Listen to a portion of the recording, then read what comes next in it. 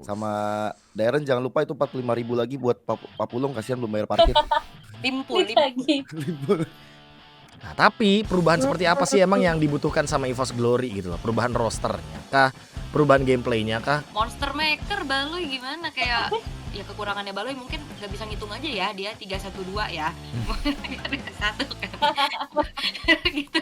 Kayak mid laner sekarang kayaknya standarnya tuh ya abis Glowing Wand, pokoknya mereka langsung bikin Wishing Lantern. Tujuannya biar apa? Tujuannya contohnya kayak Vexana nih. Vexana dia lempar skill. Kalau misalkan keluar tuh efek butterfly-nya, ya udah berarti di rumput ada musuh. Gorengannya sih gokil. Memasak terus. Nggak sampai gosong lah ya. Ada yang sampai gosong. Itu Maharaja AE Brand.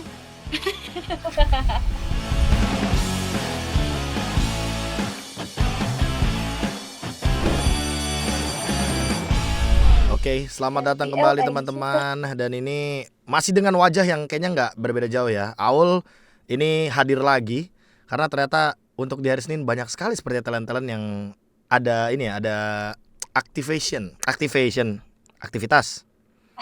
Terus gue bawa Gio lagi, gue bawa Nepin juga. Nggak tahu ya kenapa ya Nepin ini lumayan banyak di request ya. Padahal kemarin yang request gue baca ini adalah EVOS Farm rata-rata, yang padahal Nevin sendiri bilang kucing. Ya, emang. Sekarang juga emang lagi susah sih kebetulan ya, lagi susah.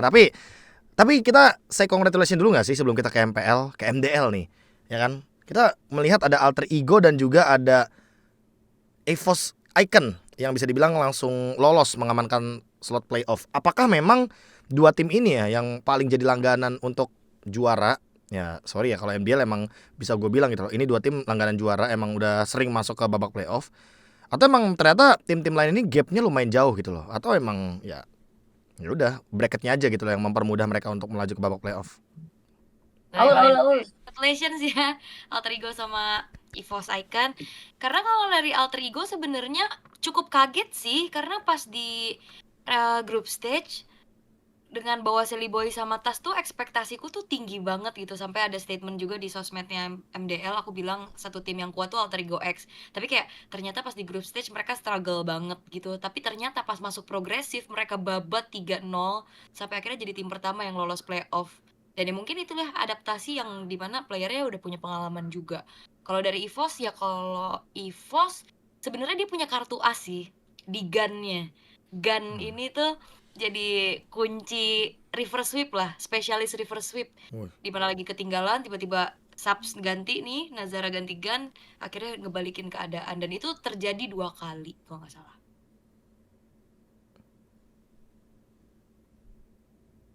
Ngangguk. Siapa ya? Sweet lu berdua. Ragu. Kita selesaikan konten ini. Terima kasih semuanya yang udah nonton. Kita jumpa lagi minggu depan. jadi closing. Nepin. Oh, aku dulu. Oke. Kalau aku ya sama mengucapin dulu kongres buat Alter Ego sama EVOS Icon. Setidaknya meskipun di MPL-nya lagi tidak terlalu baik, nih MDL-nya sedikit menghibur lah ya. Dari kedua tim ini, karena kebetulan sama nih, dua-duanya lagi di bawah kan. Jadi sedikit ada hiburan. Iya. Oke. Tapi emang kalau ngeliat dari playernya sebenarnya kaget nggak kaget ya, kayak kata Aul di awal nggak terlalu bagus, tiba-tiba di progressive roundnya bisa langsung sweep 3-0. Ini jadi good point, tinggal gimana caranya mereka konsisten aja sih di playoff. Yo. Kalau teman-teman saya udah mengucapkan selamat kepada yang lolos, mungkin saya mengucapkan selamat tinggal juga untuk MDL ID season 10 buat Raja sama tim Falcon Vega. Tapi ya kalau ngomong Alter Ego X sama EVOS, mereka emang layak banget untuk berada di babak playoff. Kayaknya mereka ngebet pengen libur deh kayaknya. 2 minggu loh liburnya, lumayan panjang. Aku mau liburan bro, 2 minggu bro, panjang nih. Sambil nontonin yang masih di round 21 atau 2 sama gitu kan. Nanti mereka tinggal menonton, menyaksikan kayaknya lawan kayak gini bisa kayak gini deh. Apalagi kan global band ya. Poin plus apa poin minus ya sebenarnya kalau MDL libur ya? Karena kan biasanya kalau dilihat-lihat dari referensi yang menang-menang kemarin sih kayaknya yang yang berhasil cuma Bosku gitu loh yang ada liburnya ya. Yang sisanya mungkin agak bermain panjang, tapi ya nanti bakal kita lihat ya. Let's see apakah Alter Ego X dan juga EVOS Glory kan jadi EVOS Icon ini bisa mempertahankan bagaimana yang mereka build sampai di babak playoff untuk MDL. Seperti yang kalian bilang, untuk deserve sih ya deserve ya. Apalagi lawannya juga kebetulan banyak bikin mistake dari kedua belah timnya. Jadi ya semoga yang kebetulan kemarin dikalahin sama Alter Ego X dan juga dikalahin sama EVOS Icon bisa cepat pulih dan bisa balik lagi menuju ke babak playoff. Dan kita start juga kalau begitu untuk bahasan MPL-nya. Seperti biasa kita mulai dari bawah teman-teman. Dan ternyata gua kira 3 tim terbawahnya tuh bakal sama gitu loh. Ternyata enggak, ternyata 2 doang yang sama. Ternyata cuma 2 yang sama. Yang satu EVOS Glory nih yang dari tadi nggak sabar untuk gua bahas. Gua sempat sebelum record video ini ya, gua nggak mau bahas yang minggu ininya sebenarnya. Karena katanya sih kata AG ya, minggu ini tuh bakal ada perubahan. Nah, tapi perubahan seperti apa sih emang yang dibutuhkan sama EVOS Glory gitu loh? Perubahan rosternya kah? Perubahan gameplaynya kah? Kalau gue mungkin akan start berubah dari cara mereka main dulu sih. Comms-nya menghidupkan gameplaynya juga kayak terlihat tidak hidup gitu loh. Trio mid-nya nggak ada yang gerak sama sekali, nggak ada yang kayak bener-bener main bareng. Itu yang menurut gue mungkin harus diubah. Menurut kalian apa yang harus diubah? Gio. Ya duluan yuk. Yang harus dirubah dari EVOS Glory ya mindset sih kayaknya. Mindset supaya ya kan kita sering denger ya kalau misalnya EVOS itu season genap balik ke setelan pabrik ya katanya kan begitu. Nah itu mindsetnya itu mesti dirubah. Kasian loh kalau sedikit ngebahas minggu ini mungkin gue cukup terharu kemarin sama EVOS sampai nangis. Itu super fans yang luar biasa ngelihat bagaimana EVOS terpuruk sih menurut gue. Gue sebagai netizen terus ngeliat gitu kayak wah sedih banget ya. Dendi juga demikian. Tapi yang terjadi minggu kemarin memang nggak tahu. Coach Agi sih kemarin ada statement yang bagus menurut gue. Dia bilang kita mungkin nggak akan ngerubah roster karena pemain yang sekarang harus bertanggung jawab sama hasil yang mereka dapatkan, bukan harus kasih tanggung jawab itu ke orang lain yang baru. Dan itu menurut gue ini bijaksana sekali sih, dan mudah-mudahan nantinya kalau emang udah diemban tanggung jawab seperti itu, anak-anak EVOS bisa lebih punya rasa tanggung jawabnya lah untuk bisa menang di match-match berikutnya. Oke. Dan kayak ada statement juga yang pas di segmennya gali-galinya Bude kan, kayak katanya Coach Age bilang mereka tuh ada bermasalah lah kayak tentang mentalitas mereka. Entah apa yang terjadi sebenarnya, tapi aku ngerasa downfall dari EVOS Glory itu setelah mereka kalah MSC sih. Aku nggak tahu goals mereka tuh sebenarnya mungkin udah masuk MSC, terus ternyata ekspektasinya mungkin yang harusnya setidaknya dapetin playoff lah, itu nggak dapet. Terus akhirnya abis dari situ buyar aja tuh player-player dari EVOS. Ya mungkin itu juga mental yang mungkin harus dibangun lagi gitu loh. Karena mungkin kekalahan tersebut jadi tamparan yang besar ya, karena mereka dapetin tiket ke MSC aja kan susah banget kemarin di Riyadh kan. Susahnya bukan main, jalan dari minus sampai akhirnya masuk grand final, sampai akhirnya terbang ke Riyadh. Tapi ya di sana mungkin ekspektasinya cukup tinggi tapi ternyata jatuhnya jadi terlalu dalam.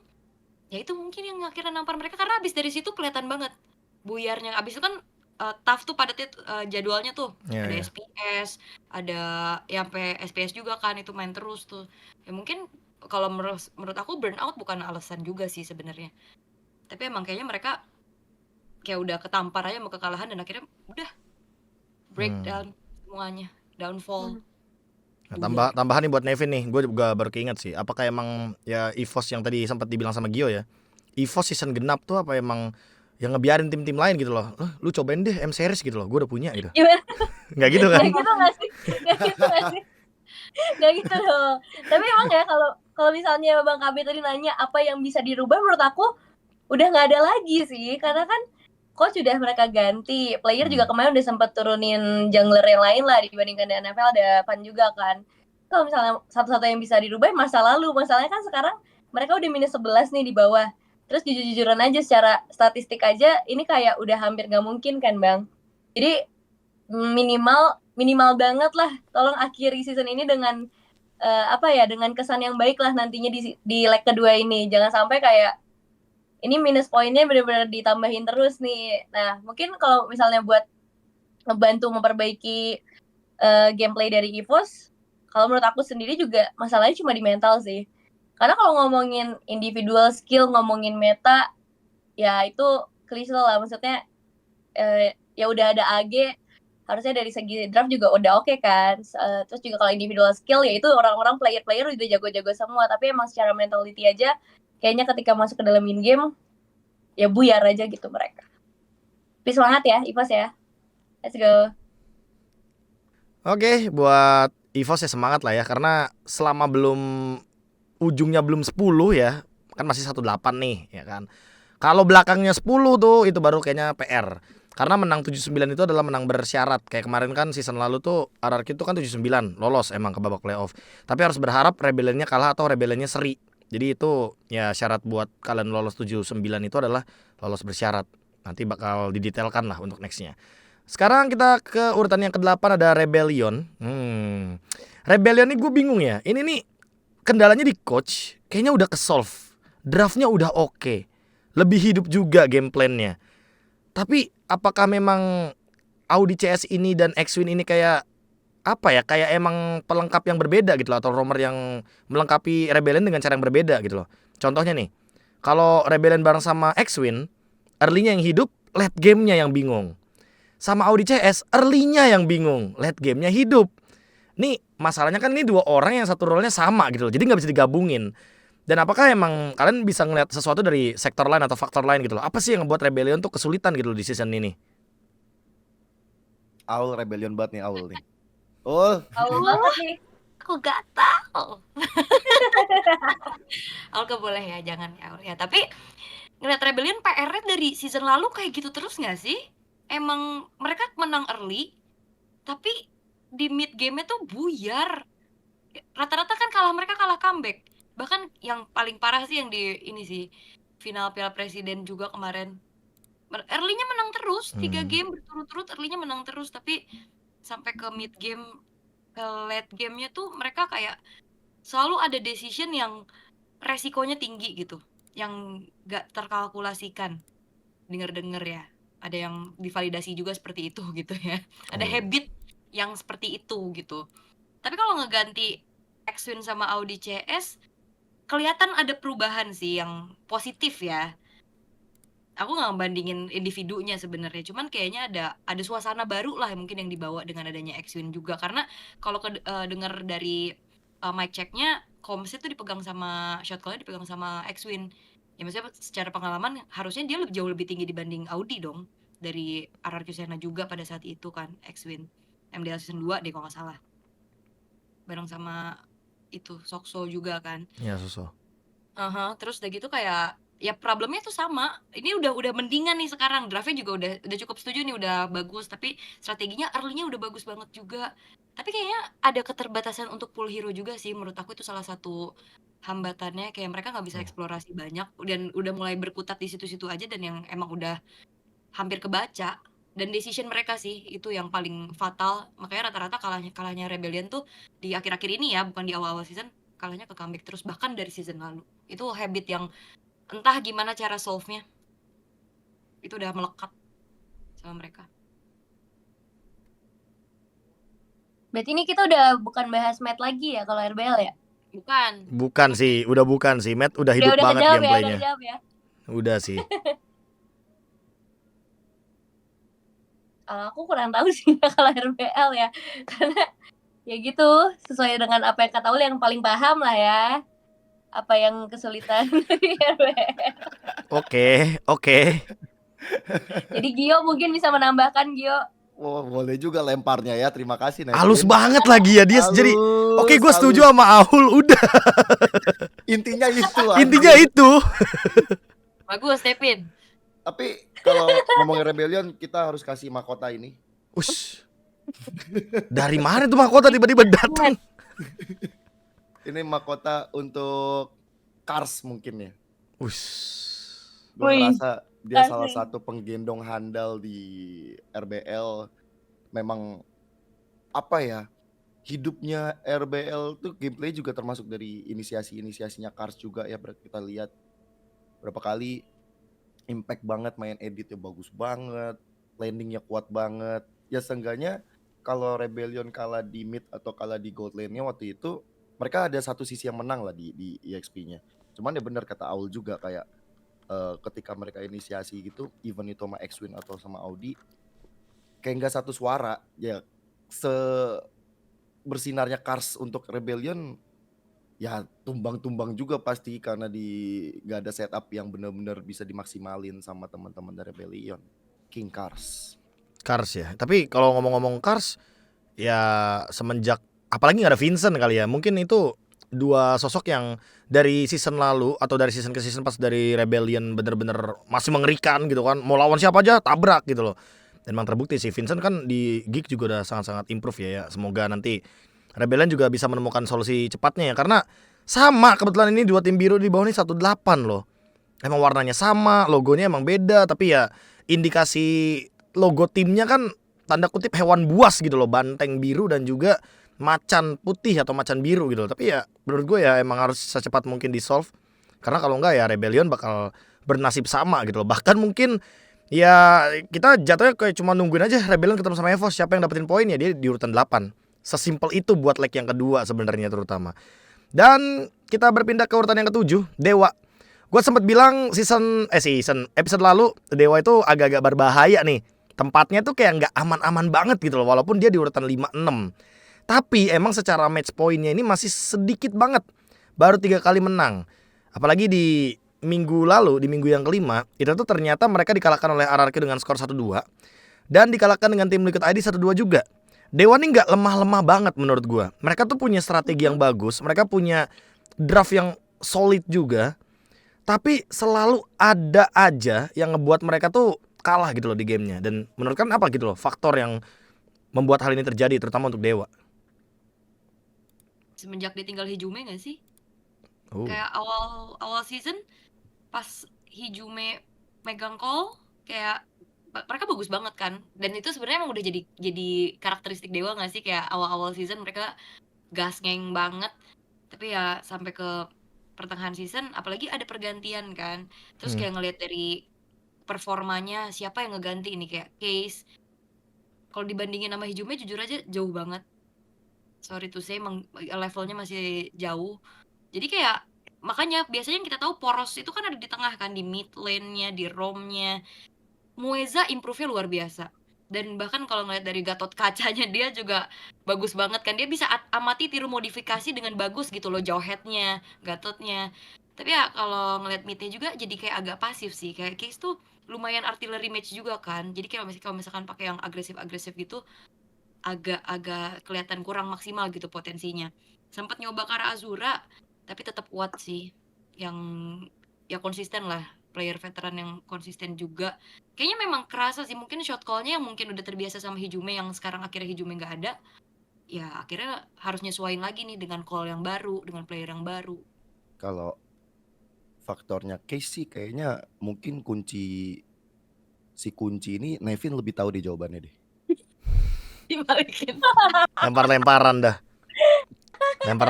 Tapi kalau menurut lu yo, Ray gimana Ray? Sebelum ke Nevin deh. Wah, kalau kemarin gue nonton tuh Ray Tribution yang begitu baik ya. Retributionnya bagus banget.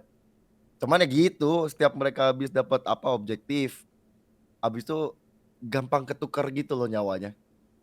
Atau mereka pas lagi ngedefense tuh kayak gampang dijebol gitu loh. Ya mungkin karena tadi faktor case-nya ya Kak, yang mainnya agak lumayan sedikit pasif.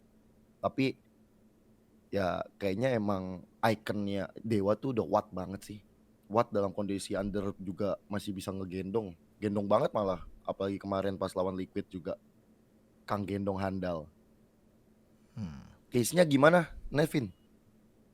Ngomong sama Kendi. Halo? Nevin ngomong. Ini ngelek, sabar Oh iya, ya. maaf. Kalau Dewa ya, Wah, Setuju Nevin, setuju. Dewa sih nih orang tuh gila banget nih. Retribution tuh kayak berkali-kali Dewa udah mau kalah, tiba-tiba dia retri, udah gitu kebalik gitu tiba-tiba. Cuman kalau misalnya Gio tadi bener-bener nge-spotlightin Watt ya, kalau menurut aku Watt ini justru kadang jago banget, kadang kayak kurang aja gitu mainnya, jadi kayak masih inkonsisten lah dari setiap gamenya. Cuman ya sekali ya bagus, emang kemarin nge-save banget sih. Terus ya Moesa aku juga setuju tuh, GG banget sih Gatotnya juga. Jadi kalau misalnya keseluruhan mulai dari Dewa United lebih ke ya mistake-mistake kecilnya aja sih, kayak oke, mereka udah dapat nih objektif tapi nanti tiba-tiba lepas lagi. Jadi lebih ke disiplinnya aja sih yang menurut aku masih kurang secara power. Kalau team fight, yang ngomongin team fight gede nih, ini tim tuh menurut aku udah oke banget, tinggal kayak objektifnya aja yang kurang. Objektif ya. Tapi ya Objektif tuh red ya, tapi bukan iya Lord iya ya. iya iya. Objektif Objektif red kan ya. banyak ya, ada kill, ada Iya. turret, ada hal-hal detail kecil. Purple buff juga bisa dibilang objektif kalau lu main Link. Ya, balik lagi sih kalau ngomongin Turtle Lord, kayaknya udah nggak perlu diraguin sih buat Ray ya. Jadi sosok yang ternyata emang bener-bener dibikin jadi monster sama Baloy kayaknya ya buat Ray sendiri. Dan emang satu season di Geek Farm itu menjadi hasil yang cukup oke. Dewa terbukti punya jungler yang cukup siap lah buat menerima meta apapun, mau tank jungle atau bahkan mungkin ke fighter dan juga ke assassin jungle. Sekarang kita beralih ke placement yang aman gak aman sebenarnya. Alter Ego ini ya terbilang kemarin juga waktu di pertemuan atau di match hari kedua ya, kalah gitu loh sama tim Liquid ID 0-2. Kalahnya pun juga kalah yang bisa dibilang kalah benar-benar one sided banget gamenya. Benar-benar digiring semua draftnya, permainannya juga sama tim Liquid ID. Tapi menang juga nih kebetulan 2-0 lawan Rebellion. Dan menangnya juga gue rasa untuk di game yang kedua cukup agak-agak sedikit alot ya, karena kebetulan ada beberapa momen Nile-nya juga susah gitu loh buat bisa nge-deliver damage. Apa nih yang ngebuat Alter Ego ini bisa lebih konsisten? Apakah mereka harus bisa eksplorasi draftnya, atau jangan-jangan mereka ini harus lebih menghidupkan bagaimana Rondel dan Owen? Karena gua rasa ya kalau ngomongin side lane-nya, lama-lama nggak ada masalah loh di side lane-nya. Hai sama Nino ini kayak jadi mini mistake. Yang sering bikin mistake, yang sering bikin Alter Ego itu kalah, biasanya tuh kalau misalkan duo mid-nya itu nggak connect. Kalau dari yang gue lihat, kalau dari kalian gimana? Buat Aku setuju sih. Tadi yang poin yang kedua ya, ini dari duo mid-nya yang justru mulai kayak redup. Tapi kalau memang side lane-nya, Nino emang ngasih spotlight banget ya. Dari kemarin kan dia baru pindah juga, terus dia yang bawa Poppyus juga. Terus kayak ya sampai sekarang sebenarnya Poppyusnya selalu di first pick sih. Cuman menurut aku nanti next time-nya mereka harus hati-hati, karena Poppyus kan sekarang udah mulai kejawab juga ya, dari tim-tim lain udah mulai bisa tahu nih. Dan kayaknya dari kemarin tuh Poppyus tetap di first pick kan sama Alter Ego. Tapi emang dari duo mid-nya harus lebih agresif sih. Kan kalau Alter Ego itu sebenarnya season-season lalu kita lihatnya dia yang kayak STM banget kan, yang udah tabrak aja lah. Tapi di season ini aku lihatnya mereka pengen bawain satu yang beda, pengen yang kayak lebih rapi aja, meskipun junglernya masih yang agresif. Tapi dari sisi lainnya ini lumayan nahan sih beberapa kali aku lihat ya. Jadi ya tinggal gimana aja nanti dari duo mid-nya mereka yang harus pegang kendalinya sih. Karena kalau misalnya dari junglernya sendiri sih Nael, ya udahlah itu kayak udah no comment lah, dia udah oke banget. Tinggal dari sisi lainnya aja. Itu sih kalau menurut aku. Gitu Ul. Ya, ya, oh, yo lah, yo, apa? si paling alter ego. Oh iya, saya sebagai alter champs ya. Oh iya, Alter Champs, Alter Champs. Alter Champs. Alter champs. Kalau Nile sih L-nya udah link kayak di situ ya. Jadi linknya dia ganas banget sih, kacau. Gue suka banget tuh kalau ngeliat dia udah main link. Dan mungkin habis setelah lawan Rebellion kayaknya boleh di respect sih linknya buat Nile, boleh-boleh. Cuman malah kalau gue agak kontradiksi dengan Nino ya. Berapa kali ya memang dia akan ngasih badan terus-terusan, pakai pove. Tapi ada satu ketika dia pakai edit ini yang agak sedikit masalah mungkin ya. Oh. Ada beberapa case kayak telat untuk join fight, atau mungkin miss dari skillnya yang bisa untuk balikin keadaan. Paling kayak lebih ke minor mistake kayak gitu sih. Tapi impactnya gede jadinya. Kalau untuk Heist ya udah jarang ya ngeliat Heist moment ya. Iya, Mm-mm, setuju. udah jarang banget. Malah sekarang Heist udah improve banget. Ya kalau misalnya tadi KB singgung soal Owen sama Rondel sih iya ya. Karena berapa kali Owen ini sering maju-maju sendirian, nggak ada trade-nya sama sekali. Dan itu yang malah ya point kill sedikit dikit biar kata itu ke Romer kan jadi gold juga. goldnya bisa gampang swing juga. Jadi ya Owen sih kayaknya mesti bener-bener punya satu chemistry lah sama Rondel. Ya, Ya nggak, Will? Nino kayaknya case-nya masih ada problem di pemilihan hero ya nggak sih? Ya pas pakai Terizla bagus banget, pakai Phoebus bagus banget gitu. Tapi kayak untuk beberapa ada yang nggak cocok juga gitu, masih mungkin ya balik lagi ya, masih adaptasi gitu kan, shifting dari role-nya juga. Tapi kalau justru aku ngelihatnya untuk Roundel ini dia lebih connect sama Nile dibanding sama Owen. Ya, jadi kayak Nile sama Roundel nih udah sinergi banget nih. Udah bagus lah kayak backup-backupannya. Cuman ya itu balik lagi kayaknya PR ada di Owen sih. Owen yang belum nyatu lah sama yang lainnya juga. Karena kemarin lawan Rebellion bagus banget loh, kayak positioningnya Roundel, posisinya Roundel juga buat kayak kombinasiin skillnya. Bahkan nggak tumbang sama sekali kalau nggak salah. Game 2. Sama game 2 pas pakai Aurora ya. Jadi kayak mungkin PR-nya di Owen-nya sih. Owen-nya aja. Kayak Roundelnya udah mulai catch up dan udah mulai connect-nya sama Nile-nya justru. Sama Nino-nya juga. Jadi menurut aku PR-nya di Owen. Padahal yang satu tim sebelumnya adalah Nile dan juga Owen ya. Tapi yang Tapi lebih connect itu ya. Tapi pas sebelumnya kan di season lalu Owen-nya sama Boy kan. Boy. Yang udah Ya, lama. Oke lah udah lama tapi ya masih berjersey sama lah, harusnya nggak ada gimana lah. Ada Onyx Academy juga, jadi ya harusnya mereka udah saling mengenali satu sama lain. Tinggal kita lihat nih nanti apakah individu dari alter ego yang tanda kutip dari awal kita lihat oke lah individunya ada, tapi ingat ini kan mainnya tim ya, apakah bisa tetap konsisten sampai di ujung musim. Karena kalau dihitung-hitung nih dari matchnya alter ego yang udah 9 sama yang di bawahnya juga totalnya udah 9, kalau alter ego nggak menang sama sekali mulai dari minggu ini, dia pun bisa disusul loh. Jadi menurut gue buat alter ego hati-hati. Karena di bawahnya kebetulan poinnya juga nggak berbeda jauh. Ya Dewa 3 match point, Rebellion EVOS walaupun 1 match point, nggak menutup kemungkinan mereka bisa mengejar ketertinggalan tersebut. Ya kali aja emang bener-bener ada yang namanya Cinderella story ya, kali kayak season lalu.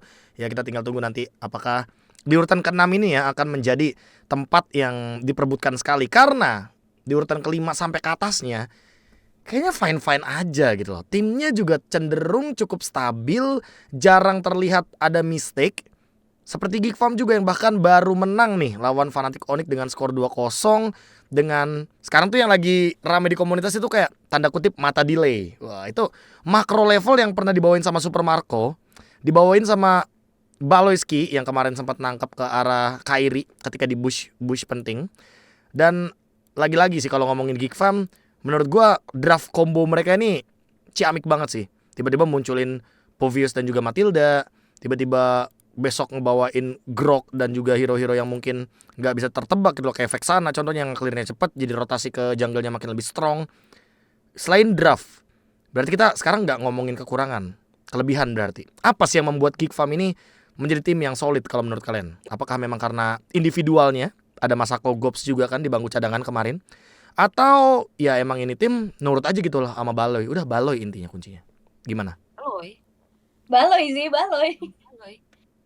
Monster Maker Baloy gimana, kayak sharing pasti pengalaman yang dibawa, dan itu kan makro-makro mahal kan yang kemarin juga tuh yang tahu. Walaupun ya kekurangannya Baloy mungkin nggak bisa ngitung aja ya, dia 3-1-2 ya. Satu kan. Gitu. Cuman ngitungnya doang kan. Tapi sisanya loh dia draftnya kuat. Terus kayak strateginya juga kayak ya dia bisa ngerangkul semuanya sih. Even itu player-player baru ya. Jadi kayak semuanya bisa dikembangin gitu loh sama Baloyski. Dengan ya juga satu kelebihan ya dari Geek Fam, lawan pasti ban Hellcard itu bakal buang slot ban 1. Itu juga jadi advantage yang gede loh, buang slot ban 1 yang dimana mungkin strateginya nggak cuma tentang Hellcard doang kan untuk Baloy.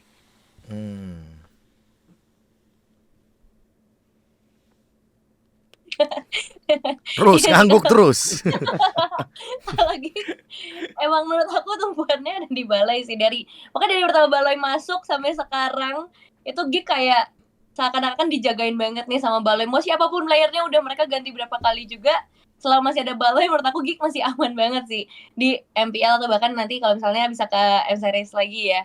Terus kayak sekarang juga dari Geek plus poinnya adalah mereka juga bawa darah regenerasi baru juga lah. Kita ngeliat kan dari si Gotennya bawa yang dari MDL juga, terus kayak dari junglernya juga ya pokoknya kayak something fresh. Dan ternyata dari segi drafting juga tadi kata Bang Kabe, emang apa ya, mereka selalu prepare, maksudnya hero-nya nggak yang aneh-aneh banget lah, tapi aneh sih sebenarnya, maksudnya nggak yang tiba-tiba apalah Aldous gitu kan, tapi nggak ketebak gitu. Dari segi komposisinya tuh mereka punya racikannya sendiri lah, itu yang kayak spesial. Dan buktinya tadi kemarin juga kan bisa ngalahin Onyx 2-0. Gue cukup terkejut ya kemarin ngelihat Onyx 2-0 loh. Game 1 one sided parah kan. Lumayan terkejut ngelihat Onyx bisa langsung dikalahin kayak gitu. Tapi ada formula khusus sih kayaknya Ul dan juga Nevin yang kayaknya dimainin sama mereka. Dulu kan kita ngelihatnya awal-awal tuh Gops sama Cadera atau Veldora sama Masako kan. Tapi ketika para seniornya main ya, abang-abangan ya, Veldora sama si Cadera main bareng, ternyata mengerikan juga. Bukan berarti Gops sama Masako kurang ya. Gops sama Masako juga bagus banget menurut gua. Dan jadi kedalaman squadnya Geek Farm ini loh yang sulit dibaca sama lawan-lawan. Itu yang kelebihannya juga. Nah kalau mainnya Masako jadi gameplaynya gimana, mainin si Cadera juga gimana. Jadi dengan kedalaman squad yang mereka punya gini yang bakal menjadi bekal untuk menuju playoff sih harusnya. Wih, bakal ke playoff ya. Ini ngomong-ngomong bakal ke playoff, sebelum kita menuju ke week yang ke-6 dulu ya. Ini kayaknya gue liat-liat juga startnya nggak tahu dari Aboy atau dari siapa. Kayak midlaner sekarang kayaknya standarnya tuh ya abis glowing one, pokoknya mereka langsung bikin wishing lantern. Tujuannya biar apa? Tujuannya contohnya kayak Vexana nih. Vexana dia lempar skill. Kalau misalkan keluar tuh efek butterfly-nya, ya udah berarti di rumput ada musuh. Itu kayak jadi makro tambahan buat midlaner tuh. Kayaknya silakan dicoba ya kalau emang kalian lagi pada nge-spam di rank main mid lane.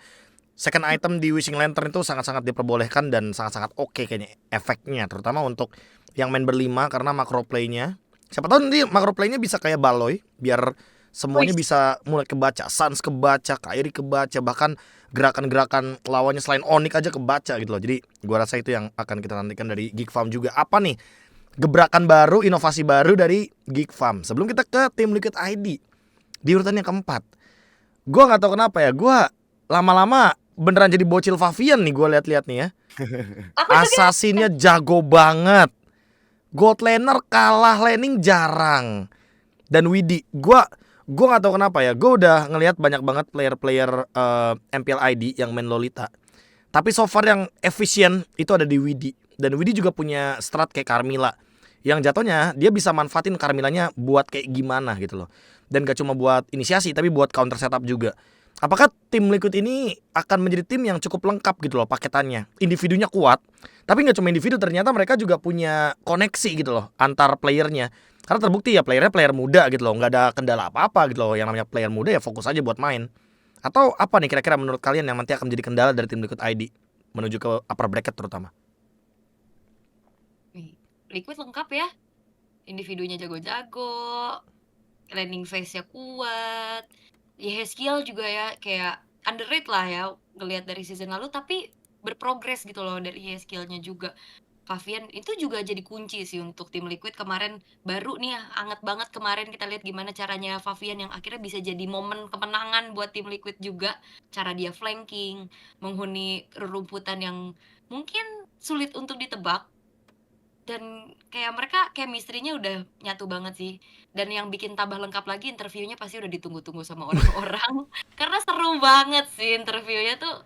Kayak apa ya, pedes tapi masih bisa ditoleransi gitu. Kayak nggak yang pedes banget sampai parah, tapi gorengannya sih gokil. Memasak terus. Nggak sampai gosong lah ya. Ada yang sampai gosong. Itu Maharaja AE Brand. Gosong banget itu. Itu kayaknya gara-gara Aran emang ya kangen sama Pai aja nggak sih, atau emang mungkin dia ngerasa kayak ya dia kan XP pure gitu kan Arannya nih yo.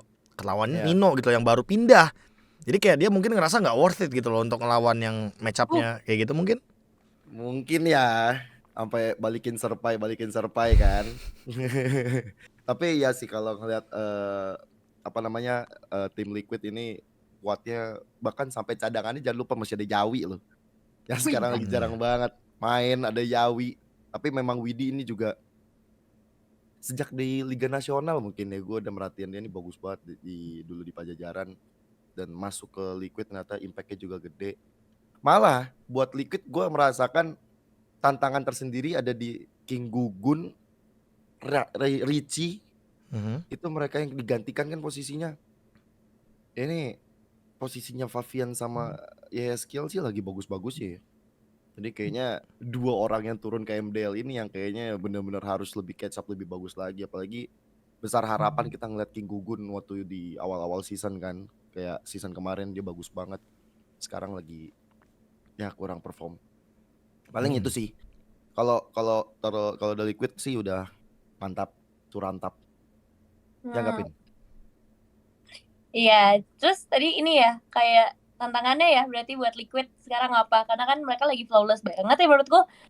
Kayak kalau ditanya mistake-nya dari 5 pemain ini kagak ada kayaknya. Tapi menurut aku ini juga mereka tetap harus hati-hati karena kita tahu ya kalau anak muda ini kadang terlalu semangat juga kan, kadang menggebu-gebu banget. Jadi kalau regular season masih oke lah mereka bisa trial and error, tapi nanti playoff mungkin bakal beda cerita. Jadi memang siapapun itu di dalam manajemennya harus ada yang bisa ngejaga mereka gitu loh untuk jangan sampai kayak Bigetron season lalu gitu. Panas di regular season, di playoffnya gitu lah ya pokoknya. Iya itu. Cepat puas. Oke, buat tim Liquid ID ya. Kayaknya emang iya sih udah mulai nyaman sih mereka. Kayak misalkan mereka main Nathan, mereka tahu harus ngapain gitu loh biar Nathannya menangin laning dulu sedikit gitu kan.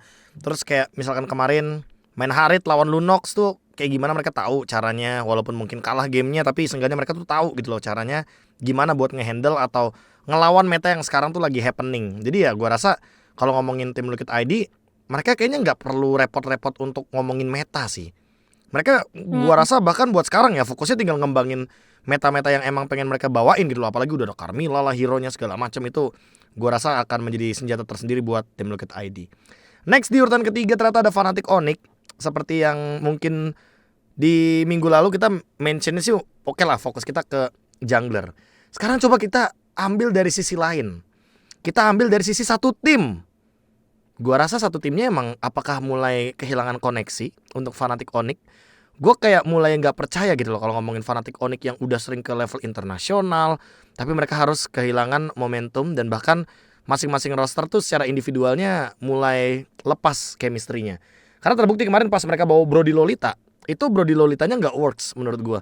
Karena Brody Lolita kan tujuannya pengen menangin laning kan buat gold lane. Kalau bisa plating tuh sampai habis. Tapi ternyata cewek nggak dapat platingannya juga.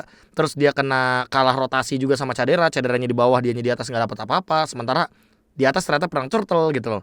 Apakah emang lagi-lagi decision dari Fnatic Onyx nih yang udah mulai dipertanyakan, atau emang lawannya yang mengejar, atau yang paling buruknya ya Fnatic Onyx stuck di season ini ternyata. Mereka nggak mau terjadi kayak kata-kata Mirko kali. Apa tuh? Kalau misalnya MPL yang juara Onyx lagi. Terus lu mau ngelepas tiket M Series gitu? Tapi ya iya sih ngeliat Onyx tuh apalagi mana lawan Geek Farm, wah jujur gue nontonnya terkaget-kaget. Beda banget, gue kayak gak kenal nih Onyx apa bukan. Tapi kok mungkin pilihannya antara tim yang lain mengejar atau Onyx yang stuck? Gue rasa tim lain sih yang ngejar sih. Tim lain punya ambisi kuat banget nih, mau M Series, gak cuma mau Onyx doang. Dan mungkin pergantian di arah EXP yang terus menerus kali ya. Dari Lutfi ke Res yang mungkin belum stabil nih untuk ada di posisi itu. Bahkan kalau ngomongin keseluruhan tim ya memang akhirnya banyak sekali misconnection sih antara mereka semua. Terutama mungkin gue ngeliat Suns jadi kayak nggak Suns lagi gue. Ngeliatnya jarang-jarang loh Suns bisa diincer di awal-awal main gitu. Ini kayak kemarin lawan Geek Farm kayak masuk ke Suns kayak monggo mas silakan ini Suns gitu loh. Metanya juga gak sih? Karena ya mid laner kalau ketemu assassin ya udah pasti gitu loh. Iya Susah sih. Kayak Suns tuh kayak nggak tahu, menurut gua kayak nggak bisa jaga diri aja sih kemarin. Nggak Jaga bisa diri. dijaga aja. Harus dijagain ya. Ya kan? Tapi statementnya ya apa tadi faktor-faktornya pertama tim lain ngejar iya, Onyx-nya stuck no, kayaknya turun malah jujur aja ngeliatnya kayak Wow. iya kayak performanya karena ekspektasi kita flawlessnya Onyx Prime season 11 kayak gimana, win streak segala macam, bahkan kayak udah kasih aja pialanya ke Onyx. Tapi untuk sekarang kayaknya banyak kontender lain sih yang bahkan bisa jadi Onyx nggak di grand final gitu loh untuk di season ini. Karena untuk ngeganti-ganti lagi kan PR lagi ya pastinya. Untuk aku nggak tahu Lutfi yang mungkin baik-baik aja secara kita ya, secara secara kasat mata dari Mm-mm. kita dilihat dari luarnya aja Lutfi baik-baik aja, tapi harus ada pergantian walaupun awal debutnya Res itu bagus tapi tetap masih belum konsisten kan, masih belum yang bener-bener dia stabil bagus terus gitu, bahkan kemarin kayaknya agak turun gitu. Terus kayaknya sih chemistry-nya udah mulai luntur ya, mungkin entah ada apa, mungkin outgame-nya lebih di ini lagi sih, dipersatukan lagi sih. Kayak udah masing-masing aja, mereka tuh player-player yang udah jago-jago banget nih dari setiap role-nya di Indonesia. Ini kita lihat nih, satuin, dah tapi mainnya masing-masing. Udah nggak satu suara, nggak ada satu kepala. Mungkin target dan tujuannya juga mungkin udah berbeda, aku nggak tahu. Cuman kayak aku ngeliat Onyx, ekspektasi aku yang terlalu tinggi jadi kayak kok gitu.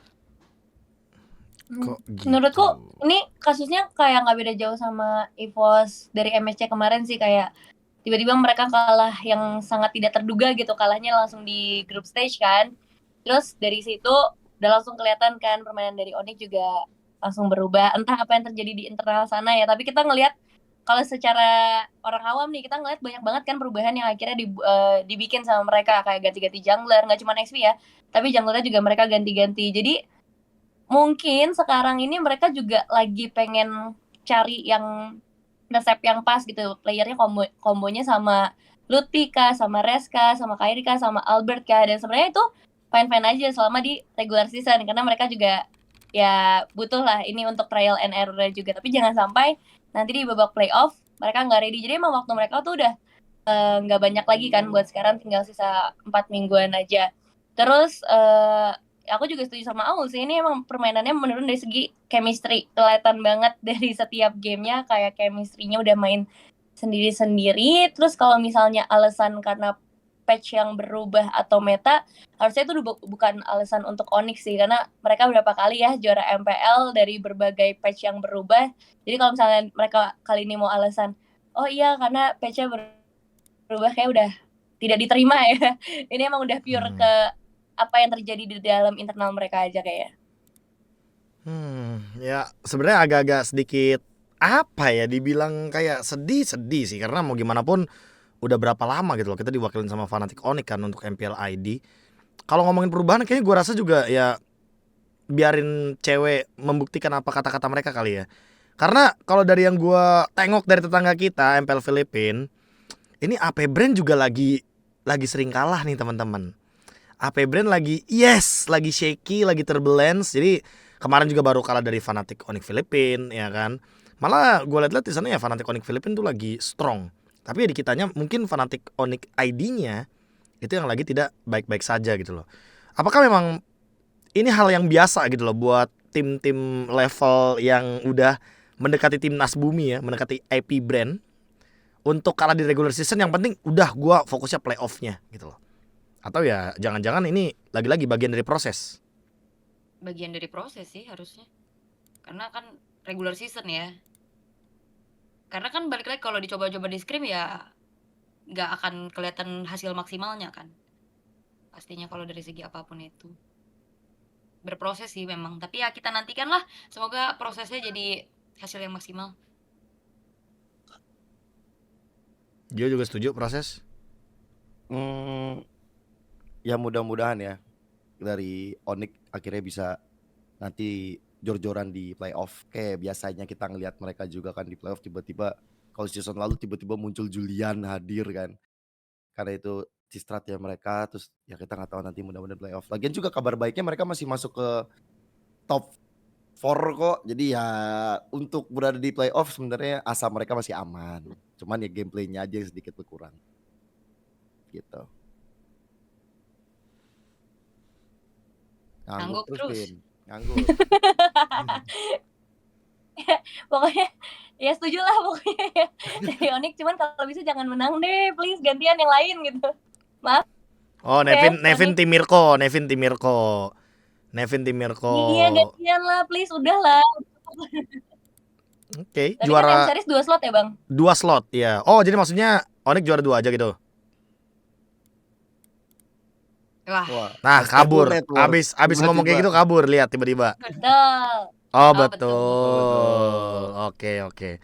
Kalau gitu kita lanjut ke urutan yang Lek. ya makanya. Kalau gitu kita lanjut ke urutan yang kedua. Ada Bigetron Alpha dan ya Bigetron Alpha ini gue nggak tahu ya. Gue pengen ngomong Bigetron Alpha kayak sebenarnya kuat, strong, contender calon-calon playoff yang mengerikan juga oke lah buat di season ini. Karena udah ke-solve juga nih. Super Look nih bener-bener jadi kunci banget menurut gue. Jadi jawaban lah dari keresahan mereka waktu di babak playoff kemarin. Cuma ketidakdisiplinan mereka ini yang terkadang malah membuat mereka tuh kesulitan sendiri, tau nggak? Terus menurut kalian apa nih yang bisa dilakukan Bigetron Alpha biar mereka makin improve? Apakah mereka jangan-jangan emang gak main disiplin itu untuk nyoba-nyoba gitu loh, untuk memberikan tolak ukur. Oh, lawan gue tuh powernya segini, jadi gue akan berikan respect di game selanjutnya. Kayak udah sering kan kalian pasti ngeliat, misalkan Bigetron game satunya menang, game 2-nya mungkin seperti apa, game ketiganya tiba-tiba beda lagi nih Bigetron yang ngamuk lagi gitu loh. Dan kebetulan kemarin melawan EVOS Glory juga gue lihat-lihat emang ada beberapa momen mereka tuh team fight-nya ya tanda kutip nggak bersih, nggak clean gitu loh. Apakah memang Bigetron-nya ini yang emang udah kebaca ya udah stratnya gitu-gitu aja, atau jangan-jangan ya emang Bigetron masih nyoba-nyoba hal aja mumpung di regular season gitu loh. Dan kebetulan tim mereka juga kuat. Nyoba sih. Kelihatan kayak ada beberapa draft juga yang kayak mencoba gitu. Kelihatan banget gitu mereka nyoba-nyoba. Dan kalau kedisiplinan kayaknya bukan hal yang dicoba nggak sih kalau disiplin nih. Kayak itu adalah sebuah keharusan fundamental, anjay. Fundamental. Pondasi gitu loh untuk bagi semua pro player. Kayaknya kedisiplinan tuh nomor 1 juga nggak sih? Kayak mungkin permasalahan mereka untuk di season lalu di mana regular seasonnya gacor gitu, tiba-tiba di playoffnya ya mengecewakan. Ya ini harusnya udah di solve lah. Mereka udah tahu gitu salah mereka di mananya, bolongnya juga udah ditutup. Apalagi juga Super Look setuju sama Bang KB, ini adalah the missing piece of Bigetron sih. Kelihatan banget bahkan di minggu yang kelima ini kan dia jadi player of the week tuh. Jadi memang performanya bagus banget juga gitu loh, cocok gitu dengan 4 yang lainnya juga. Ya tapi balik lagi, jangan sampai dari coba-coba dan kayak ketidakdisiplinan itu ya jadi blunder dan jadi bumerang buat mereka.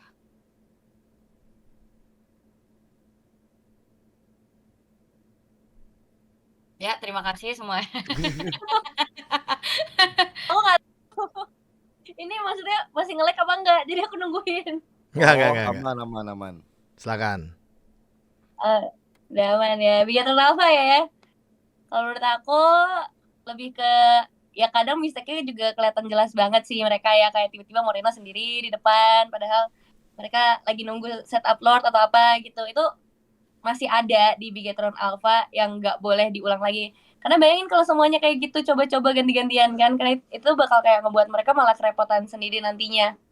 Cuman emang Super Look sih spotlight banget ya di Bigetron Alpha, kayak banyak banget hero-hero yang bisa dia pakai dan dia tuh tahu targetnya tuh mana. Kayak berkali-kali kita ngelihat zone outnya Super Look itulah yang ngebuat lawan-lawannya kerepotan. Tapi kalah 2 match ini menurut aku tetap jadi tamparan sih buat Bigetron Alpha. Jangan kayak terlalu percaya diri juga ya dengan adanya Super Look, dengan mereka yang ada di posisi yang kedua. Karena kan di atasnya masih ada Arki Hoshi kan. Jadi ya hati-hati aja lah. Itu Gio. Ya udah, hati-hati Nepin, makasih ya waktunya. Kalau gue ngelihatnya ini sih, mereka kan butuh selain disiplin ada konsistennya juga kan. Kalau mereka tiba-tiba konsistennya Nggak gitu. Hati-hati Gio. Delay. ke delay. Kalau misalnya mereka konsisten untuk coba-coba, takutnya itu jadi habit di playoff. Mudah-mudahan sih enggak ya. Mudah-mudahan kalau mereka mau coba ya posisi mereka juga udah aman juga di peringkat 2 calon-calon nembus playoff. Bahkan mungkin gue bisa bilang di MPL ini 3 kandidat juaranya ada Bigetron, Geek sama RRQ sih. Oh, Jadi mudah-mudahan 3 ini nanti bisa bicara banyak di playoff, terutama untuk Bigetron yang mereka pasti mau balas dendam sama kejadian season kemarin. Dan look ya kacau sih, bagus banget. Tapi ya ngeliat look penggantinya juga di Geek Farm juga ada Veldora juga bagus. Jadi pertarungan EXP Lane ini lagi meriah nih buat disaksikan sih. pertarungan EXP Lane ya. Akhirnya kayak setelah mungkin pertanyaan di season 13, kita tuh kayak kekurangan dan kehilangan EXP laner yang bagus. Muncul Lutfi gitu kan. Dan waktu di season 13 tuh kayak tema yang sempat kita perbincangkan kan kayak kita kangen nih buat ngelihat yang match up laningnya kuat kayak R7 versus anti-match. Karena tuh udah banyak gitu kan. Lu bisa ngelihat mungkin nanti pertarungan Dairen versus Luke, atau mungkin lu bisa ngelihat Res atau Lutfi yang ketemu sama Aran juga. Atau ya lagi-lagi kalau kita ngomongin sekarang ada Veldora juga nih yang kayaknya sooner or later dia bakal jadi rising star. Gua nggak tahu apa yang diajarin sama Baloyski, tapi Veldora bener-bener jadi orang yang berbeda ketika berada di Geek Farm. Dan semoga ya nggak cuma XP lane sih, tapi semua lane ya bisa menunjukkan hasil yang lebih baik lagi nih. Karena walaupun menurut gua udah poinnya udah aman buat Bigetron, udah nggak ada kendala apa-apa lagi. Mereka ya itu tadi sih mungkin masih coba-coba di segi draftnya juga. Karena terlihat kemarin mereka cukup berani loh ngebawain Lunox Harit satu tim. Yang biasanya Lunox Harit ini nih kayak biarin dipisah gitu loh. Ya udah satu lu dapat Harit, gue dapat Lunox, atau gue dapat Harit, lu dapat Lunox. Tapi mereka tuh berani gitu loh buat ngejadiin dua hero ini tuh satu tim, dan emang gameplaynya pun bener-bener hidup gitu loh. Emang karakter BTR lah. Main galak early game, tutup sebelum menit 15. Dan itu yang nanti akan kita lihat mungkin untuk di minggu ke-6, karena kebetulan mereka juga bakal ketemu sama RRQ. Ada balas dendam kan nantinya, gue juga nggak tahu. Tapi ya kita nggak bahas balas dendamnya, kita bahas minggu ke-5-nya. Kayaknya gue udah mulai ketemu nih. Waktu minggu lalu tuh ya gue sempet nanya juga, kayaknya Aul masih inget kan, apa sih yang bikin RRQ kalah gitu kan pertanyaan gue. Dan kayaknya gue udah mulai menyadari ternyata yang membuat RRQ kalah itu adalah gerakan mereka sendiri. Dan mungkin ya itu tadi yang sampai dibilang sama Gio gitu loh, bahwa hal-hal yang kalau misalkan mereka udah unggul terus mereka lepas advantage, terus ketidakdisiplinan, itu terkadang menjadi kendala buat RRQ Hoshi. Jadi kayak menangnya RRQ Hoshi itu ada di tangan mereka, kalahnya RRQ Hoshi juga ada di tangan mereka gitu loh. Kalau gerakan mereka kayak waktu game 1 lawan Dewa, ya hati-hati aja gitu loh untuk nanti ketemu sama tim-tim yang bisa ngegulung cepet kayak misalkan Geek Farm atau mungkin Bigetron Alpha. Dan apakah memang cuma itu yang bisa membuat RRQ untuk saat ini kehilangan poin? Atau jangan-jangan ya kayak biasa emang RRQ di regular season tempatnya juga udah aman, jadi wajar mereka ya udah mau coba-coba aja. Kayak kemarin ada Angela mid lane, terus juga mereka walaupun dapetin game tercepat 9 menit 45 detik, tapi untuk di game ketiga juga agak-agak sedikit ada resiko tuh, hampir kalah juga tuh kebetulan di game yang ketiga. Atau ya ada alasan lain menurut kalian sehingga membuat RRQ gameplaynya emang bener-bener gak yang menang solid 2-0 tapi tetap kuat gitu. Biasa, gak ada yang mau mulai. Oke. Tapi setuju sih sama statementnya KB. Ini pasif banget dah. Sabar. Nah, ini gini. Jadi kayak cukup setuju sih, kayak yang bikin menang ya mereka sendiri, yang bikin kalah mereka sendiri. Karena kayak untuk individu, secara chemistry, secara mekanik, secara mikro, makro, mereka udah jalan banget. Skylar just being Skylar. Idok sama Rins juga emang udah connected dari zaman baheula ya kan.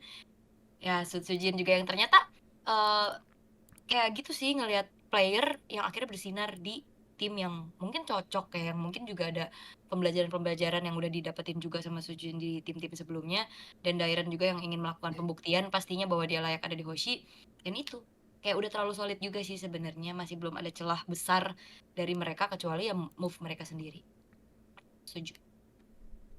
Oke, kalau RRQ Hoshi ini Rin sama Idoknya kan emang udah combo ya dari dulu. Jadi secara makro harusnya emang RRQ Hoshi lagi aman banget lah. Terus 3 sisanya kan emang abang-abangan lah, kayak Susujin abang-abangan jungler, terus juga Dairen abang-abangan XP lah, udah kelihatan jelas lah kalau Dairen sendiri. Sama ya Skylar gitu, siapa yang nggak tahu Skylar di arah God Lady. Tapi sebenarnya aku nunggu kalau misalnya nih ya mereka dalam posisi yang aman, kapan mereka mau turunin Hazel juga. Kayak bolehlah kasih beberapa game gitu, kasih lihat Hazel yang dibawa langsung sama Cascute ini seperti apa gitu kan.